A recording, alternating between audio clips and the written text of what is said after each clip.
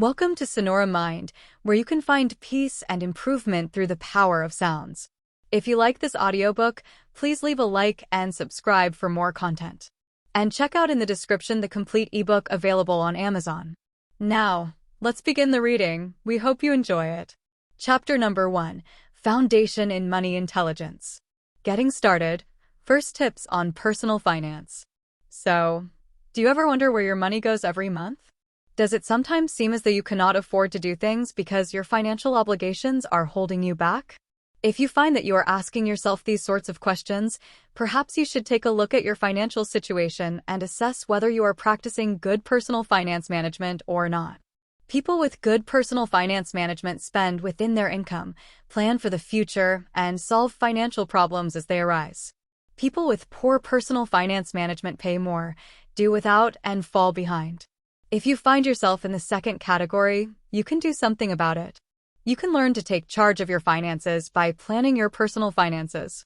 Planning your personal finances doesn't always come naturally, and even if you're just beginning to take your financial matters seriously, then you likely need a few personal finance tips. Evaluate your current financial situation. One of the most important goals for most people is financial independence. Collect accurate information about your personal financial situation. Calculate your net worth, which includes the real estate, saving and retirement accounts, and all other assets. This will help you decide how much money you can set aside for meeting future needs and goals. A basic personal finance tip is to make a budget.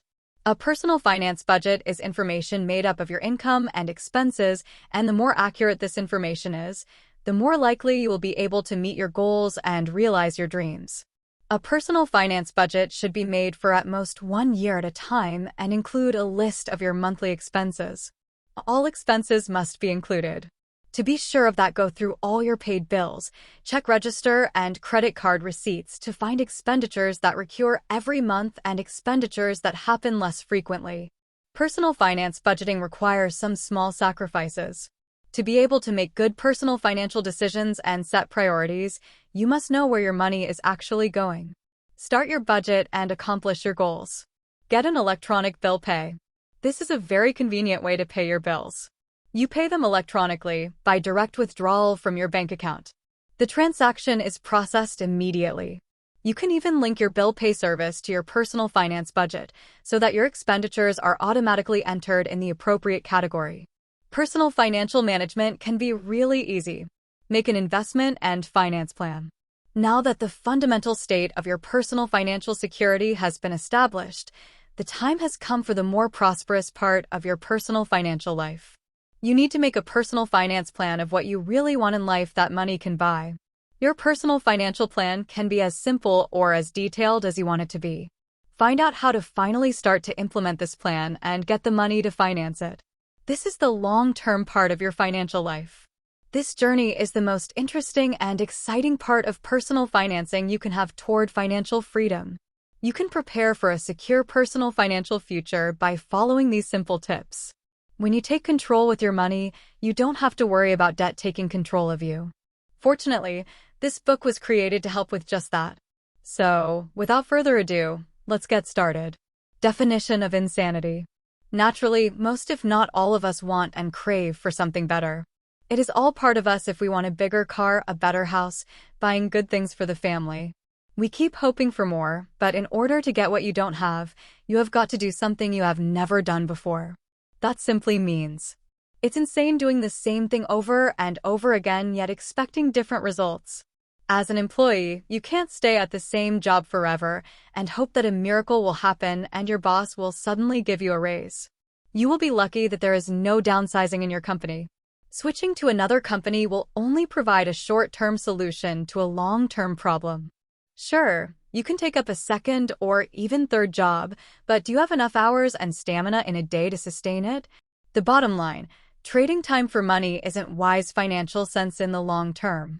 You keep on increasing the hours just to win the rat race, but in the end of the day, you are still a rat on the mill. Increasing your wages only puts you in a higher tax bracket. Your salaries increase, but so does your expenses on your house and car. How will you invest in yourself when all the time you spend working for a company, working for the government paying taxes, and working for the bank paying off your house and car? What if you fall sick and can't work tomorrow? Will the government take care of your family? I highly doubt so. So isn't it time you take your finances a tad more seriously? What is money? You see, there are many ideas of what people think money is. Some say it is a form of measurement. Yes, but a measurement of what? Wealth? In the olden days, people measured wealth by how many cows, sheep, and horses they had. But do people measure wealth today by your cows and horses? How about slaves? Was there a time where manpower is considered a hot commodity? Are slaves worth anything today? Are your dollar bills sitting in the bank going to protect you if a recession strikes the country? No, wealth cannot be measured by the dollar bill. Some say it is a form of power. Yes, money can give you power, but if you are stuck on a desert island forever with $1 trillion, will that money mean squat to you? If someone offered you water and a helicopter to fly out of there, you would trade all your money in a split second. So money is not an accurate measurement of power. It heavily depends on how and wisely you use it. Hint. Many believe it is the root of all evil, and several others take on this belief without much questioning. Now, money is not the root of all evil. Otherwise, why do you think churches still accept monetary donation and charity? The love of money is the root of all evil. Remember, money is an excellent servant, but a terrible master. If you are trading your life away for the dollar, money then has power over your time and life. And unless you have proper financial intelligence, the lack of money can spawn a lot of evil thinking and negative mindset as observed in primarily cheats, thieves, criminals, breakups, freeloaders, cheapskates, and more to name. But what is money really? Money is an idea, backed by confidence. While money has naturally been developed by merchants in the older days to replace the questionable barter system, money today is literally invented by the rich and wealthy. Entrepreneurs are willing to part with their money to buy other people's time. Other people's time, i.e. employees and self-employed people, becomes their employer's asset, and the employer's this priceless resource to go on to create more wealth for themselves. And here's the thing, as long as you work for money, you're enslaved by it. 80% to 90% of the populations today are being enslaved involuntarily. What we don't realize is that there is a part of our soul that cannot be bought at whatever price. Would you chop off your little finger if your boss offered you 24 months of your salary immediately? You and I know we are worth more than that. But when you hear of cases of people selling their body parts for cash in some countries, we can have our eyeballs pop out of our eye sockets. On the other hand, we occasionally sell out a part of ourselves for money, like a donkey and a carrot. Awareness before change. Now, don't get me wrong, I'm not banging on working at a job. I worked at one before I became an internet entrepreneur. But let's face it, our needs today are growing more than ever before in any period of history. Prices go up, salaries don't. There are more baby boomers than ever and have very little pension to show for their decades of years of work efforts. And there is no guessing to how many people really hate the unhealthy, hectic lifestyle of getting up early, coping with stress for most parts of the day, join traffic jams, spend more money and time in commuting, enjoy very little rest, and repeat the viscous cycle. Definitely doesn't paint a nice financial and lifestyle picture, huh? The first step to change is to be aware of the problem. Awareness before change, or ABC for short, is necessary if you are to make any changes in life to start taking control of your financial life and then get out of the rat race. We need the awareness to know what state we are in so we know where we are going. For starters, indulge me in a quick exercise as we exit this chapter shortly. Time and money. There are generally 4 types of people in the world. 1. No time and no money. Most employees fall into this category. You can't go shopping on a Tuesday afternoon or fire your boss whenever you like. Most employees can't even save money in their pension to last 3 years. 2. No time, lots of money. Self-employed, professionals, and small business owners are in this category. They are slightly better off than the employee because they earn more, but they have to work even harder than employees to keep up with the diminishing profit margins, competition, and servicing their customers. 3. Got time, no money. A lot of farmers, villagers, college dropouts, or bums have lots of time but no money. Maybe ignorance is bliss, but without a stable source of income, how long can you last many days forward? 4. got time, and lots of money. It is the category that big business owners, landlords, investors are in. Imagine not having to work for money, but having money to work for you by investing them and earning profits by using your money to make money. Short quiz. Which one of the 4 categories are you currently in? Which one category do you desire to be in tomorrow? Chapter number 2, Ways to Achieve Wealth. Making financial choices. It can be hard to make choices regarding your finances, but you have to get used to it. It is part of managing your money wisely and being an adult. Choices have to be made. So, what can you do? First, don't spend time worrying about the decision. Worry does nothing. No one has ever had a bill paid by worry. No one has gotten out of debt by worrying or made $1 million by worrying. Worrying gets you nowhere. Actually, too much worry can get you into trouble. People make rash decisions when they are desperate. And worrying can make you desperate for the first solution that comes along. Instead, you need to set a certain amount of time aside during the day to think about your decision. When that time is up, you walk away and leave your thoughts there. I know this is hard to do, but if you are truly working towards making a decision during your time, you should be able to leave it there for a while. The choices you have to make shouldn't consume your entire life. That is no way to live. Start by writing things down. This can be an effective tool for organizing your thoughts, comparing choices, and getting a sense of the true situation. For some reason, when you see things on paper, they often look much differently. You are often able to leave things alone for a while and clear your mind if your thoughts are safely on paper. For example, if you are deciding whether or not to sell your home, you could make a few lists. Start with your selling of the home page. List what you gave for the home, including closing costs and any major improvements. Then write down how much you owe. How much do you expect to get for your home? Write down a few realistic numbers. Now you can see what your profits might be. Then look at your options for after you sell your home. Are you looking at moving up? Calculate what your mortgage payment would be if you moved into a larger home. Then look at moving down. I know that idea may not make sense to you, but consider what having even less of a mortgage might mean to your finances. If you are in a financial pickle right now, a smaller mortgage might be helpful. Put things down on paper. When you are in debt, this is one of the best ways to start looking at how you will deal with your debt. Most importantly, decisions must be made. We make small ones every day. Large ones seem so much more important and take more time. But you can't second-guess your every decision. Once you make your choice, it is made, and you will deal with the consequences. Take your time, review the facts, and use your calculator. Don't just rush into things based on emotion. Remember, plans don't always work out, and you have to reassess the situation. But if you plan wisely and take your time, things will work out in the long run. 2 wealth-building models.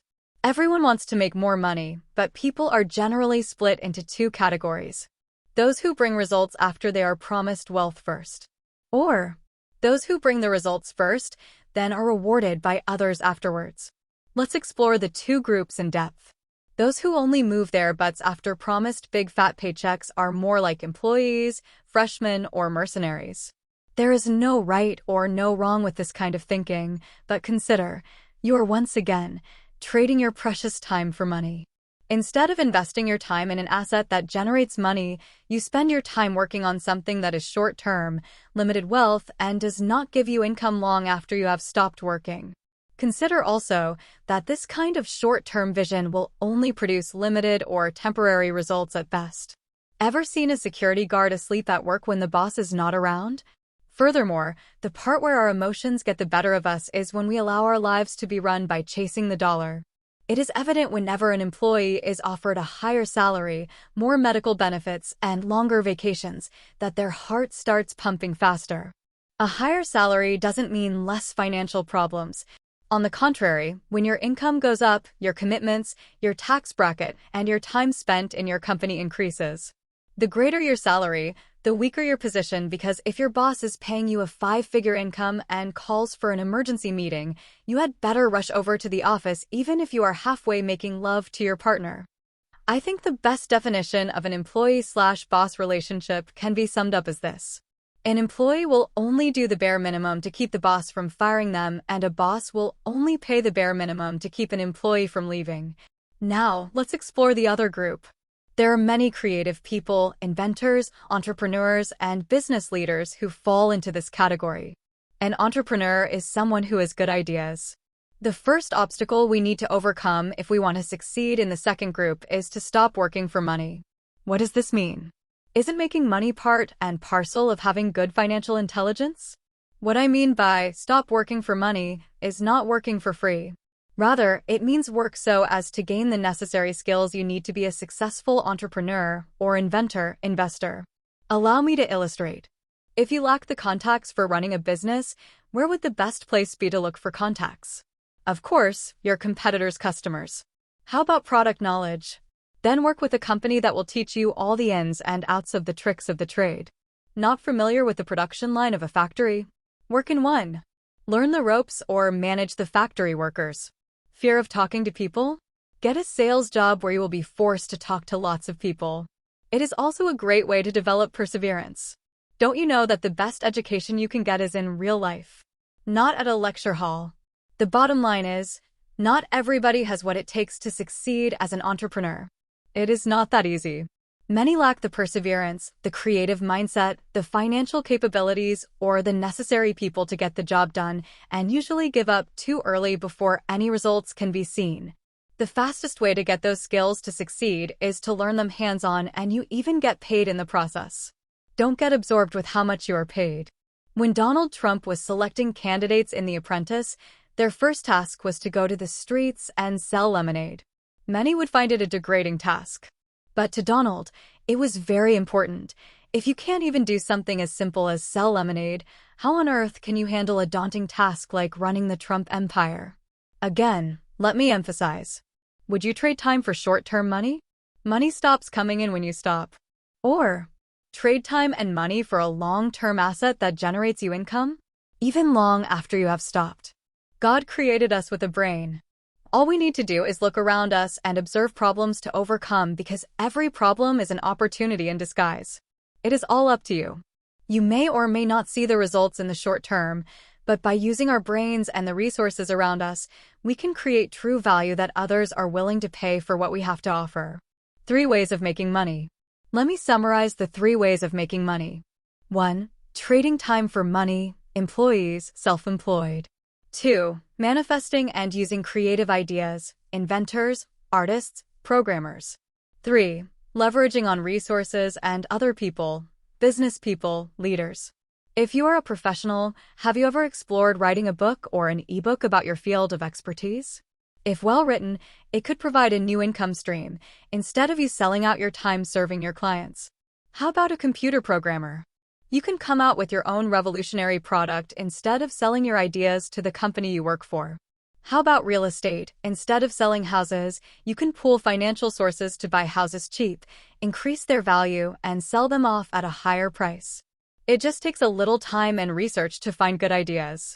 Is money a problem? Seek out loans if you can take the risk. Pool money from many investors or seek a grant. The sky is the limit when it comes to making money. Again, which way do you want to achieve wealth? Answer: it's totally up to you. 7 great money tips to lead you to financial freedom. Regardless of where we are in life, we can all learn something about money and how to better prepare for our future. Especially when we see that the national average is $10,000 in credit card debt and that savings and preparedness is dropping. This part of the book is meant to help you get back on track to a more fulfilling and financially free life. 1. Automate your investing. Experience has proven that if we have to make a conscious effort every time we need to invest, we will start with good intentions and then miserably fail a few months later. If you can automate your savings, whether by using your employer's 401k, a SEP, self-employment plan, or direct deductions from your account, you will finish ahead. The rule here is if you don't see it, you won't realize it, and you won't miss it. Some of these deductions will reduce your taxable income and save you further on taxes. See your CPA and tax advisor for more info on this. A good rule of thumb is to set aside 10% of your income. 2. Real estate. If you haven't already, buy a house. Renting will only make your landlord, hint, house owner, rich. Regardless of what the immediate market does, real estate is one of the best long-term investments you can make. It also has many advantages, including deductions for mortgage interest. Real estate will always go up. People will always need a roof over their head. Just watch HGTV. Real estate has made many millionaires and is a key factor in almost every tape and book series on gaining wealth. Stick with the standard 30-year fixed mortgage. 3. Medical and life insurance. You need to have them, and if you think you don't, just ask anyone that didn't have it when something unexpected happened. If you love your family, they are a must. But on that note, don't get taken. Buy term life. 20 years will give good term coverage, and if you follow all of these tips, you won't need anything beyond that. Whole life only makes your agent rich and really never builds any value for the huge costs involved. Term life can be purchased cheap over the internet at great savings.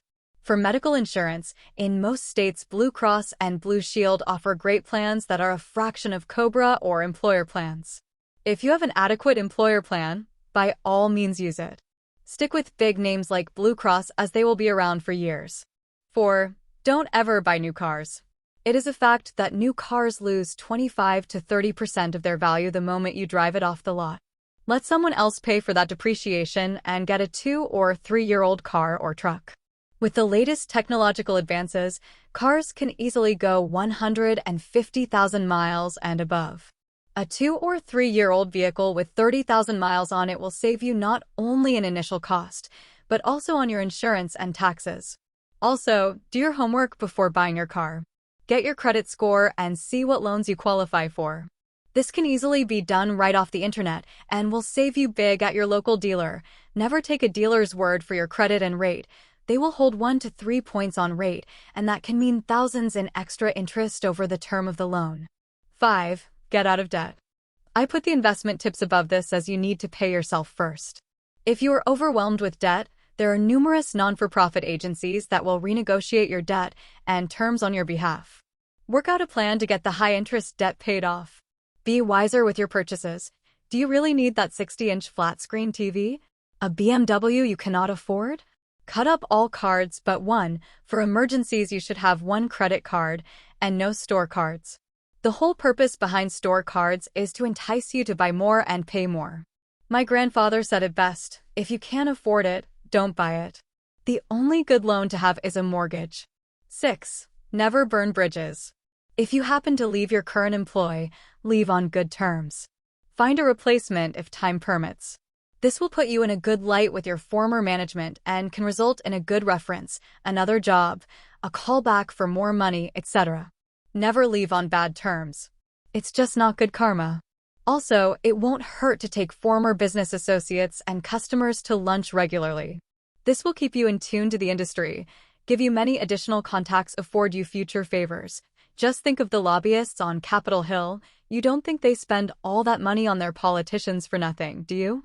Don't be afraid to ask for a favor every once in a while. Karma is the big rule here. When you help others, you will inadvertently help yourself. 7. Give back. Once you've made it, it's only fair that you help others less fortunate than yourself. Regardless of your beliefs, when you donate time and money to help others, you will surely help yourself. You will feel great. Also, the cardinal rule of karma is that when you give, you will get many more times what you give back. Take the time to help by volunteering your time. Even if it is 1 hour a week, you will help improve someone else's life. Volunteer, it will make you a better person. Chapter number 3. The most important rule in investing. What does investing mean to people? What comes into your mind when you mention the word investing?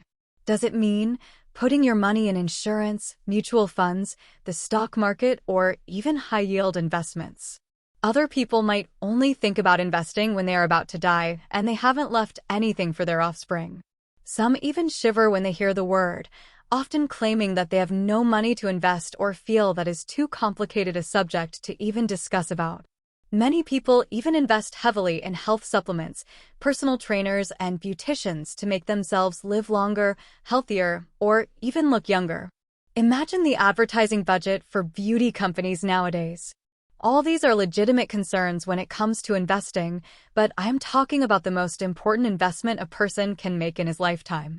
Invest in yourself. The most important and number one rule is invest in yourself. If you don't, who else will? Your parents will only invest in your education until you leave college. But that is just the basic necessities provided and does not teach you important lessons about financial education.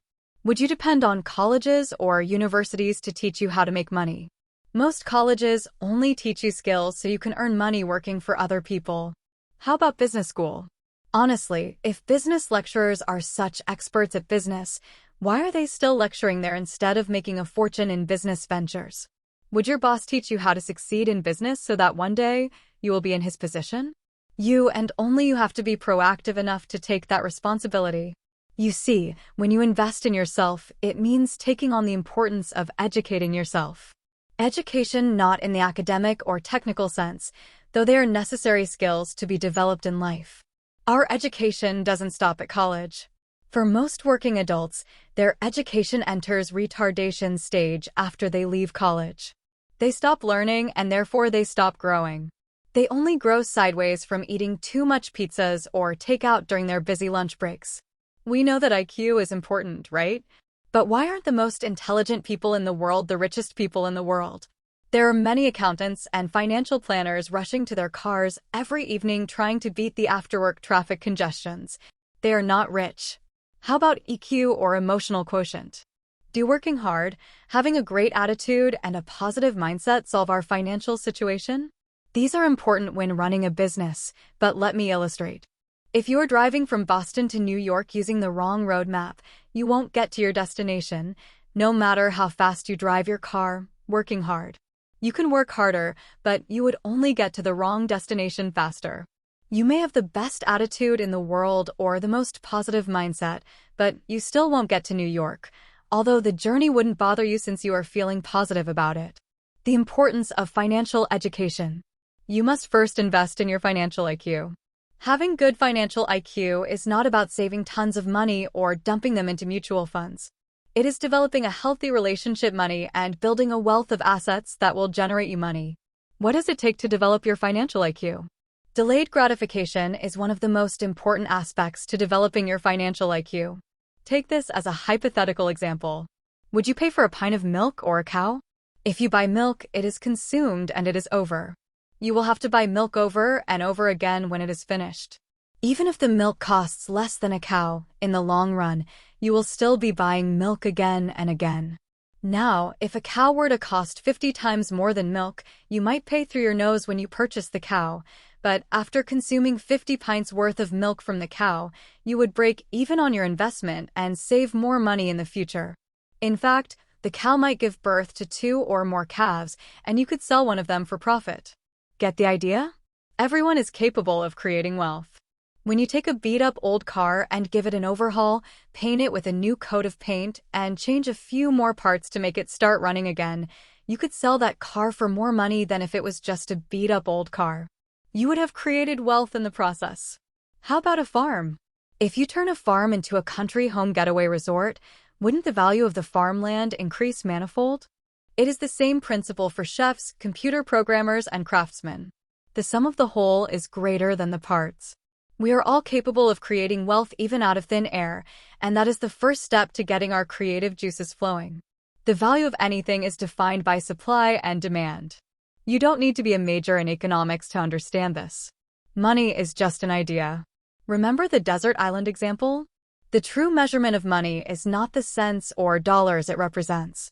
If you have developed a product that people want, would they pay more to you than usual? Would you apply your skills in creating good assets? Bottom line is this. Invest in assets that bring long-term value.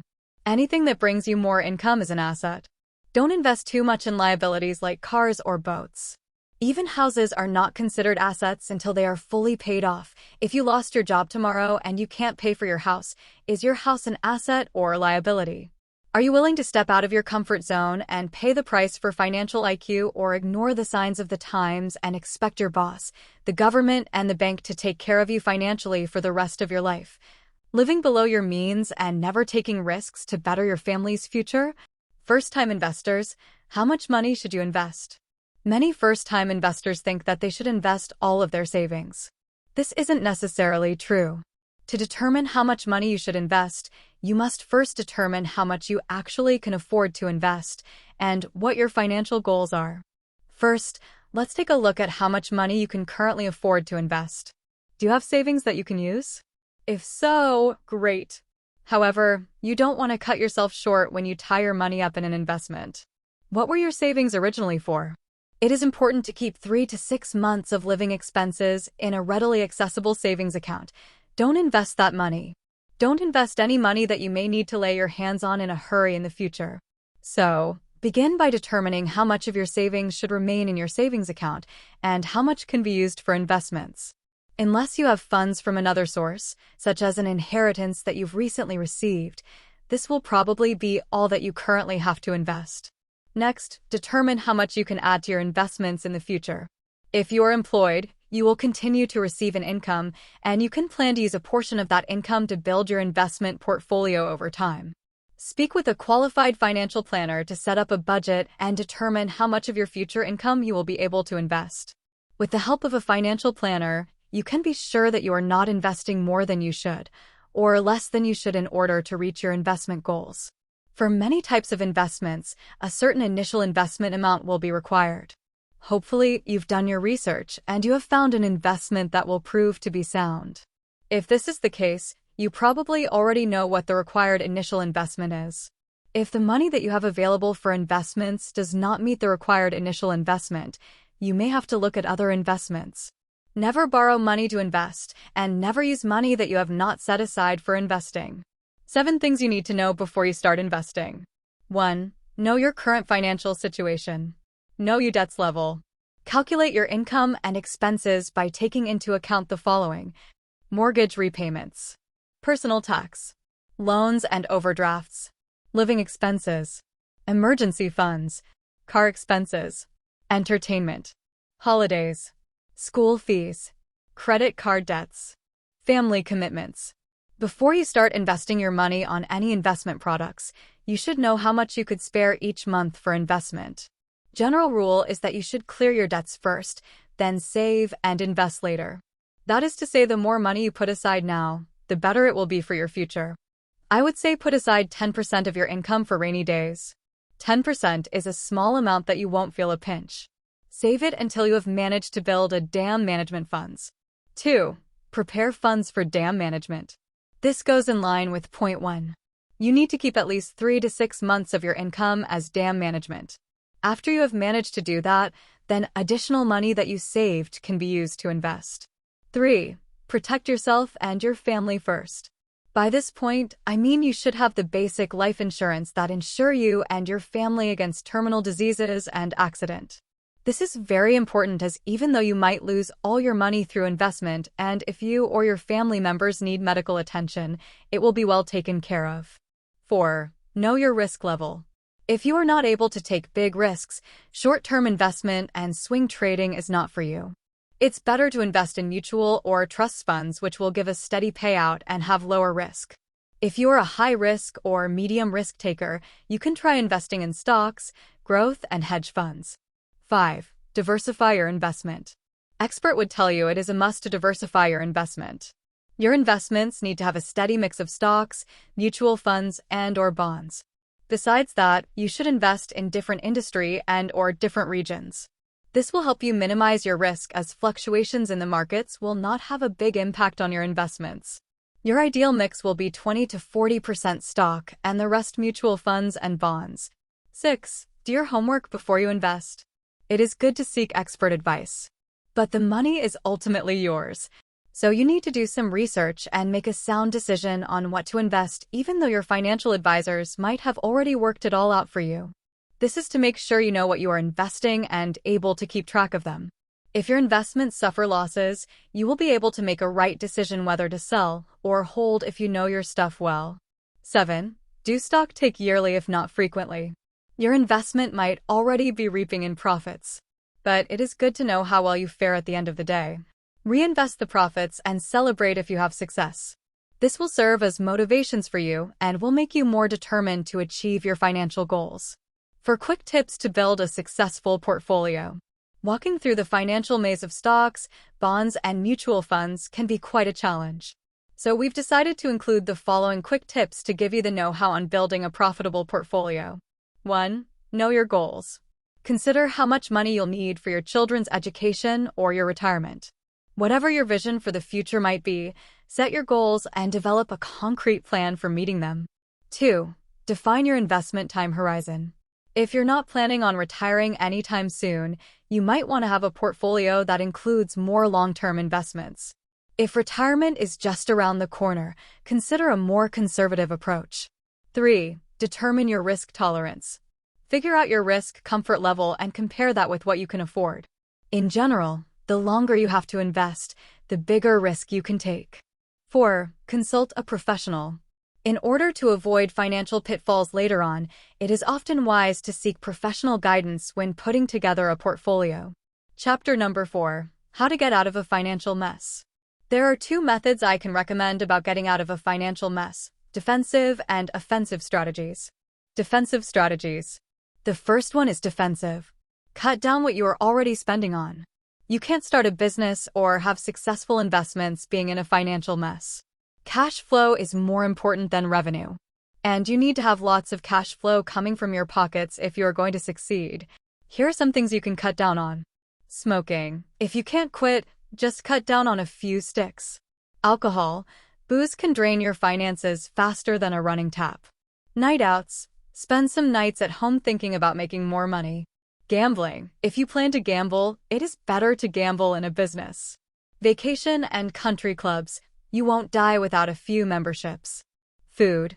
Eat healthily and you can even think clearer. Laziness. The biggest thing that will hold you back. Most important of all, don't buy anything that constitutes a liability. A liability is anything that takes money out of your pocket no matter what they are worth in the future. Think in terms of cash flow.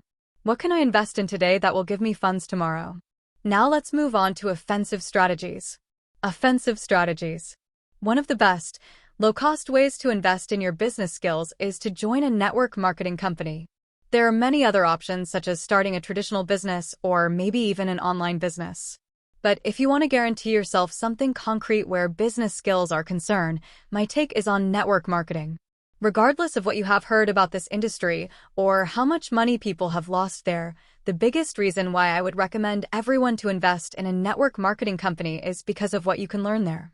And not because of how much money you can make, although it would be fantastic if you can make a living out of it.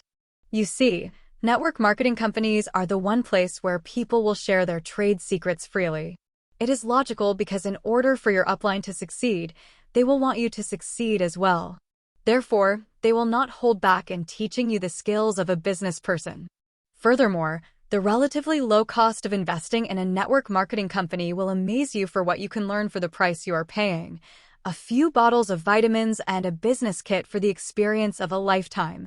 They will patiently train you in the attitudes and business skills you need to succeed in this industry.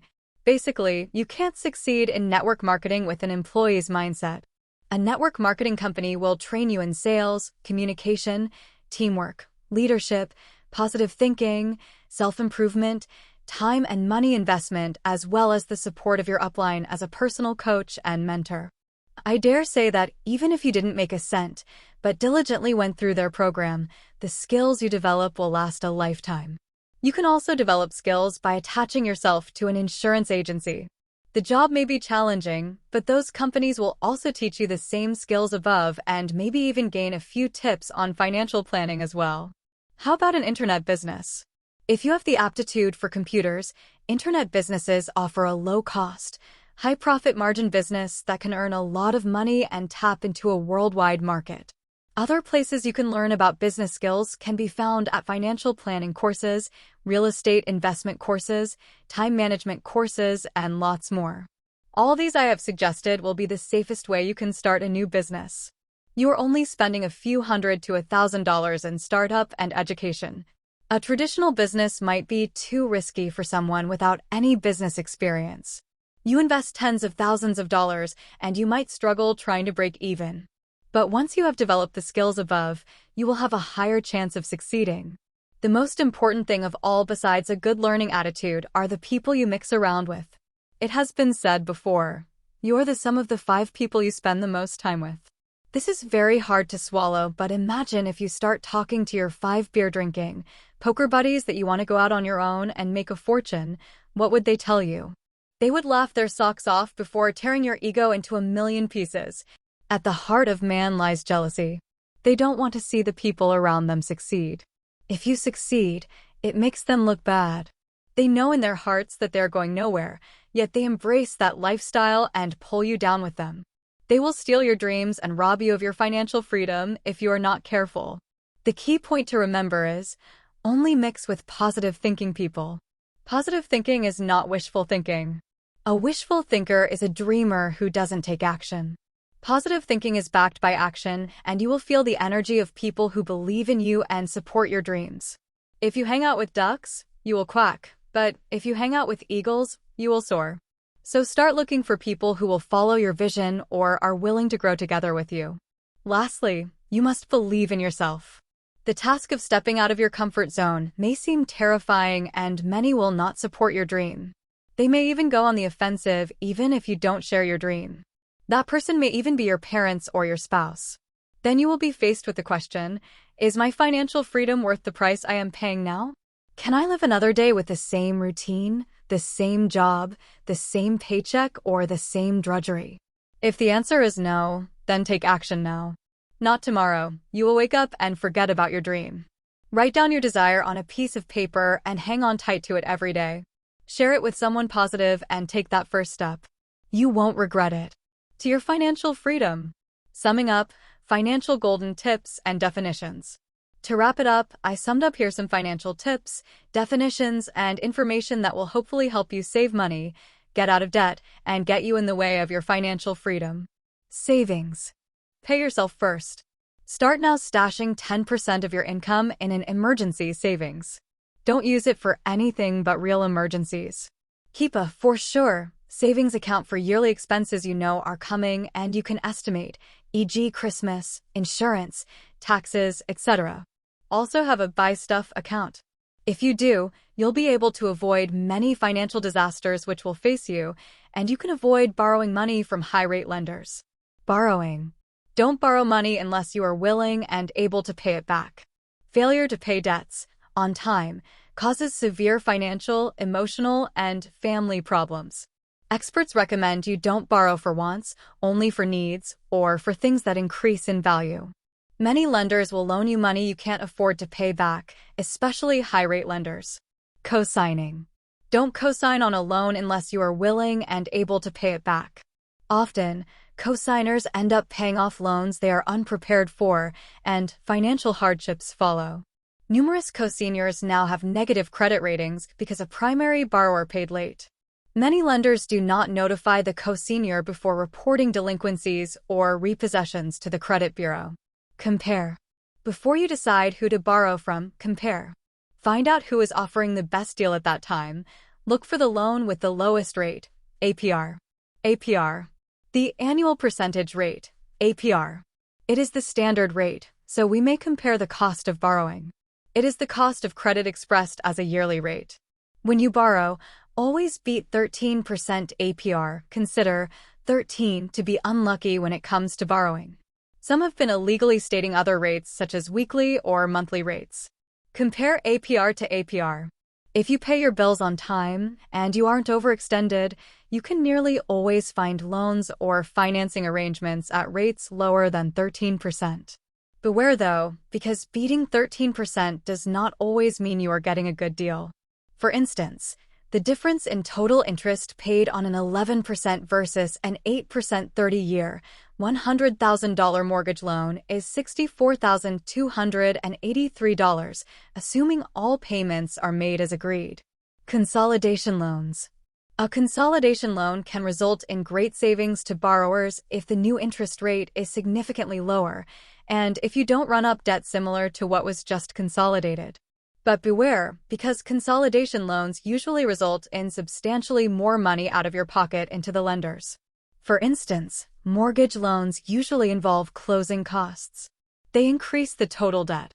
Many refinances involve reducing the monthly payment, but increasing the length of payback, which substantially increases the total interest paid. Borrowers who refinance unsecured debt, e.g. credit cards, into a home mortgage also increase their risk of losing their homes. Also, remember to keep all of your payments current until the old debt is paid off.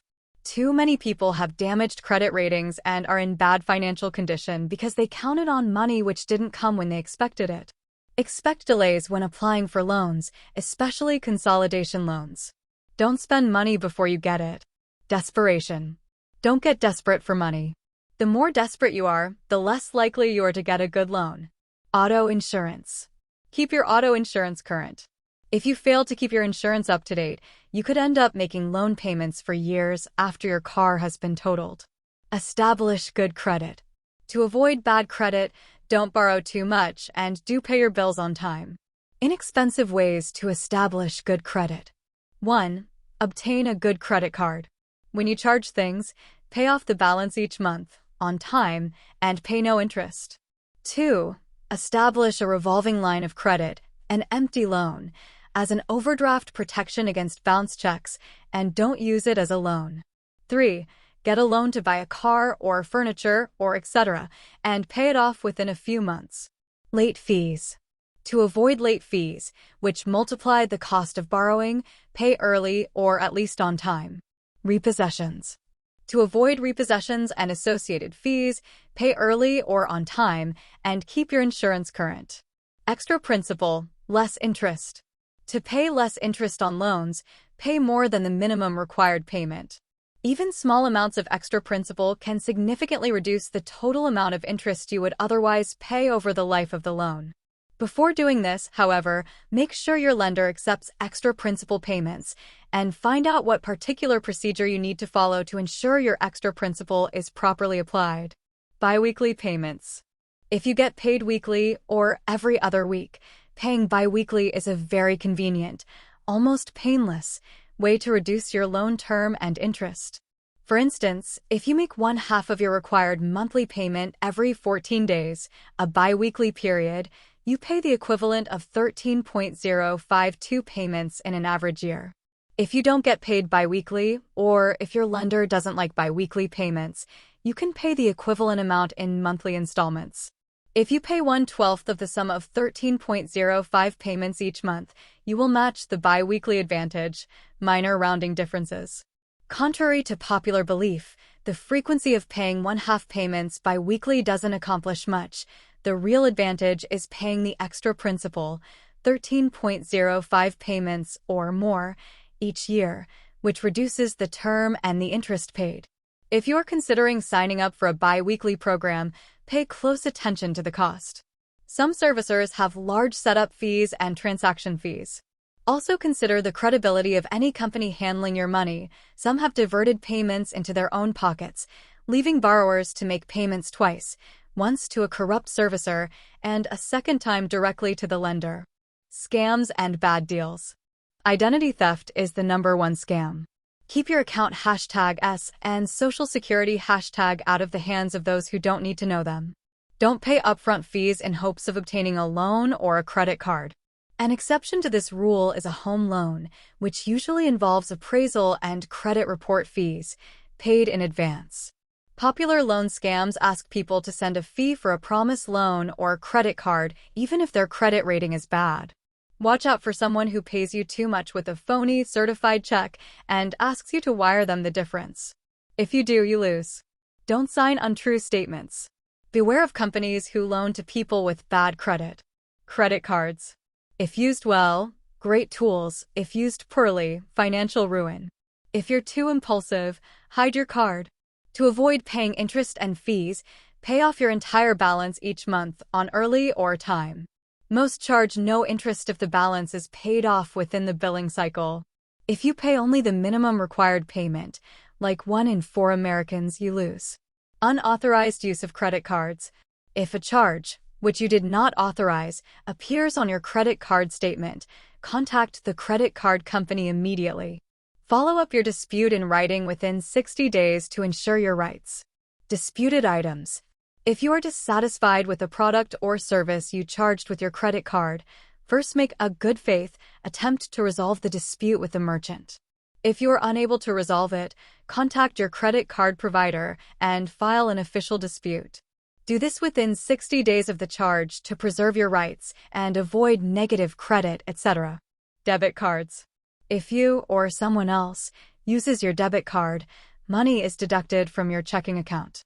For pre-authorized purchases, e.g. gasoline or motels, a hold is placed on your checking account, usually for an amount larger than the expected charge.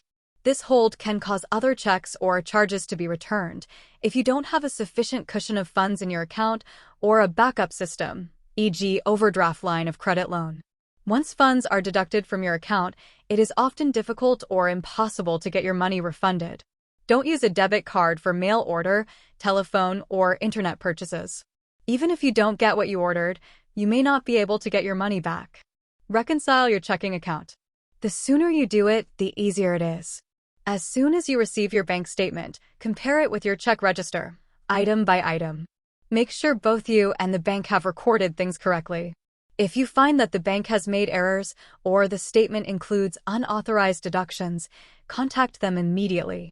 Blank checks. Keep your blank checks in a safe place. Although you may not be technically responsible if someone steals your checks and forges your name, consumers are often unable to recover their funds which have been deducted from their account. Financial institutions have several defenses, including consumers' negligence. Bounce checks. To avoid costly bounce checks, tie your checking account to a revolving line of credit, an empty loan. If you have such a prearranged plan and write a check for more than your available balance, a loan advance is made to pay the check. If you pay off that loan quickly, most financial institutions charge you very little in interest and fees. Keep that line of credit reserved as your checking account backup and don't use it for anything else. Bounce check fees are very costly. Beware. Many banks automatically provide very high-cost bounce protection programs for those who don't. Solicitations. Don't give your account numbers, credit or debit cards, or your social security numbers to anyone who phones or emails you. They may not actually be who they claim to be. They may fraudulently use your information, and the damage done to you financially or to your credit rating may cause huge headaches and a horrendous waste of your time, money, and energy trying to correct the problems. Investing. If you can't afford to lose it, don't speculate with it. The greater the rate, the higher the risk. Risk-free. Nothing is risk-free, especially nothing involving money. Credit repair. Be wary of credit repair services. Some claim to be able to fix bad credit. If you have inaccurate information on your credit report, you may contact the credit bureaus directly and correct it yourself. If you have had credit problems, any attempts to remove the relevant information from your credit report are illegal, fraudulent, and only temporary. We've reached the end of this audiobook, so thank you for listening with us. If you enjoyed this content, please check in the description the complete version of this book and our other works that you'll enjoy. Thank you for being here and subscribe for more.